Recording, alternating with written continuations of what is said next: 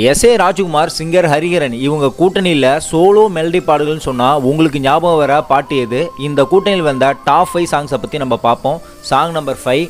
இந்த தேசத்தில் நீ பிறந்தாயட இத்தனை பேரழகா. சாங் நம்பர் 4 வந்து பார்த்தீங்கன்னா, இந்த பாட்டு வந்தப்பெல்லாம் கிராமப்புறங்கள் முதற்கொண்டு இந்த பாட்டு அதிரி புதிரி ஹிட்டு. காதல் வெண்ணிலா கையில் சேருமா சொல்லு பூங்கா.